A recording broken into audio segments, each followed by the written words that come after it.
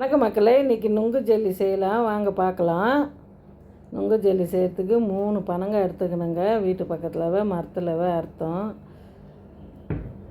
இந்த அகர் 10 கிராம் எடுத்துக்கணுங்க. நல்லா ஊற வச்சுக்கோங்க. ஊற வச்சுட்டு நாங்கள் இது மாதிரி தாங்க அரைப்போம். நுங்கு எடுக்கலை, நாங்கள் ஸ்பூன் விட்டு எடுத்துக்கணும். தண்ணி ஒரு டம்ளர் தண்ணி கொதிக்க வைங்க. கொதிச்சதை அகர் போட்டுக்கோங்க. நல்லா அது கரையிட்டுங்க. கச்சி கொதி வரட்டும். நுங்கு இது மாதிரியே தோலெல்லாம் எடுத்துக்கோங்க. நான் 3/4 கப்பு சர்க்கரை எடுத்துக்கினேன். சர்க்கரை கம்மியாக போட்டால் தான் நல்லாயிருக்கும். நல்லா அது கரைஞ்சிது. சர்க்கரையும் அகரும் நுங்கு போட்டுருங்க.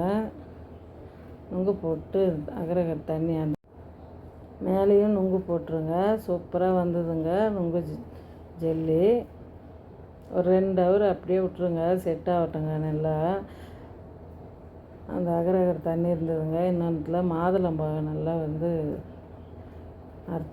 அது போட்டு அதை அதையும் ஒரு 2 ஹவர் வச்சுட்டுங்க. சூப்பரான ஜெல்லி ரெடி ஆகிடுச்சு. நுங்கு ஜெல்லி பிடிச்சிருந்தால் லைக் பண்ணுங்கள், ஷேர் பண்ணுங்கள், கமெண்ட் பண்ணுங்கள். நீங்கள் எத்தனை பேர் நுங்கு ஜெல்லி சாப்பிட்ருக்குறீங்கன்ட்டு. குழந்தைங்க கடையில் ஜெல்லி கேட்பாங்க. இது மாதிரி செஞ்சு கொடுத்தாவே ரொம்ப நல்லா இருக்குங்க.